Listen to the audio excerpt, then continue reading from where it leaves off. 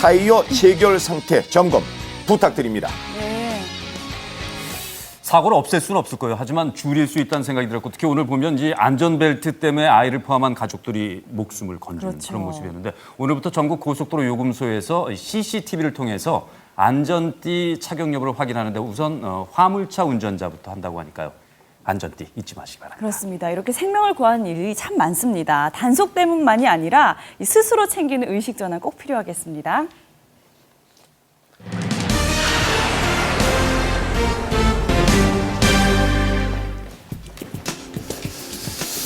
달리는 버스 안에서 한 남자가 갑자기 넘어지는 사고를 당했습니다. 남자는 버스 회사 측에 책임을 주장하고 있는데요. 그런데 버스 회사 측에서는 다른 이유로 책임이 없다라고 이야기하고 있습니다.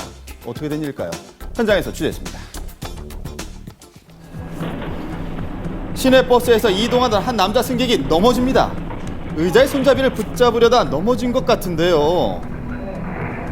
남자는 사고의 원인으로 바로 이 의자를 지목했습니다. 바로 이곳에 현재 입원 중이라고 하는데요. 직접 만나보고 상담을 들어보도록 하겠습니다. 그는 당시 상황을 생생하게 기억하고 있었는데요. 50몇 킬로 주행을 했을 때니까요. 당연히 가만히 있어도 버스 자체가 흔들리지 않습니까요? 잡는 순간 이게 그냥 푹 꺾어진 거죠. 그러니까 저는 고정이 되어 있는 고정이 되어 있는 상태인 줄 알고 잡았던 거죠. 아무 의식 없이요.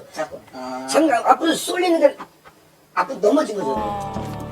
이 사고로 전치 2주 진단을 받은 남자. 예. 그런데 아직 버스 회사에서 피해 보상을 받지 못했다고 합니다. 뭐냐면은 버스 회사에서는 의자가 등받이가 고장난 걸 인정한다고 했습니다.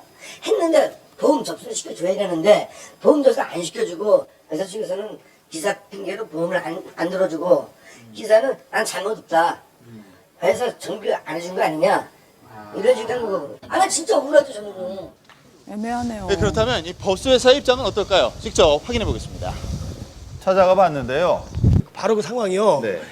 뭐 급제동을 했다든가 급출발을 했다든가 그러면 어떤 뭐 반동에 의해서 이렇게 할 수도 있는 상황이 될 수도 있어요. 사람이니까. 근데 이 넘어질 때 이 상황은 아무런 문제 없이 그대로 주행 중이었는데 그렇습니다. 버스 회사 측에서는 남자의 고의성을 주장하는데요. 그 이유는 사고 당시 버스는 시속 52km로 달리고 있었고 주행 중 특별한 사항은 찾아볼 수가 없기 때문입니다.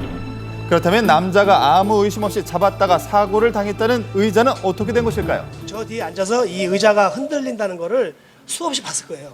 이 의자가 흔들린다는 거를 알고 있는 상황이란 말입니다. 지금. 1시간 동안이나 탔었고 사람들이 그렇게 많이 있었고 그걸 잡은 사람들도 있었을 그 사람들도 아니 잡은 사람 없었어요.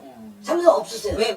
자, 보세요. 그래서 CCTV 원본을 좀 더 살펴보기로 했는데요. 자, 사고 발생 전입니다. 다른 승객이 의자 등받이를 흔들어 보는 모습을 확인할 수 있었습니다. 남자가 넘어졌을 당시 바로 뒤에서 그 모습을 지켜봤다는 한 목격자를 직접 만났는데요. 제가 봤을 때는 잡으시고 나서 넘어질 때 버티려는 의지가 없었다고 해야 되나?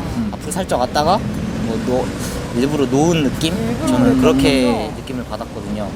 성인 남자가 견딜 수 있을 만한 상황이었다고 목격자는 말합니다. 저도 이제 놀랬을 거긴 한데 뭐 넘어질 정도는 아니었을 것 같아요. 저는 버스 회사에서 남자의 고의성을 주장하는 또 다른 이유를 밝혔는데요. 저희 차에 승차했다가 네. 넘어지는 사고도 사실 의심스러운데 이 사람이 동일한이 한 달 전에도 똑같은 사고가 또 있습니다.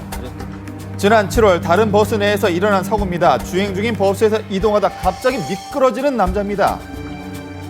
이 버스 회사 측에서는 두 번의 사고 모두 비슷한 점이 있다고 주장하고 있는데요. 완전 상습적인 거네요.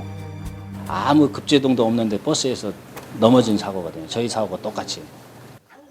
그렇다면 남자는 지난 7월에 일어난 사고를 어떻게 기억하고 있을까요? 하는 거죠. 하다가 가뜩 나오니까 틀면서 했는 건데 얘는 팍 잡아버린 거야. 저쪽부터 돈 계산대 정말 사비요. 쭉 밀려가지고 어깨에 팍 다 붙었죠. 급정거로 인해 큰 충격을 받았다는 남자. 회사 입장은 어떤 입장이신 거예요? 자연 감속되는 상황에서 그러니까 차에 그 멈춤이 없는 상이잖아요. 그런 상황에서 몸이 앞으로 슬라이딩 한 3-4m를 날아갈 수 있을 정도의 그런 관성이 나올 수가 없거든요. 관성의 법칙이 일부러 적용 안 보상을 네. 바라고 이렇게 일부러 하시는 분에게 우리가 억울하게 당했다는 느낌을 계속 갖고 있죠. 한 달 간격으로 일어난 두 번의 사고. 전문가가 영상 분석을 의뢰해봤습니다. 자, 그는 손의 방향에 주목했는데요. 손잡이 잡는 부분을 보면은 지금 앞쪽으로 어떤 균형을 잡는 게 아니고 뒤쪽으로 좀 잡고 있거든요. 근육으로 충분히 앞에 쏠리는 것을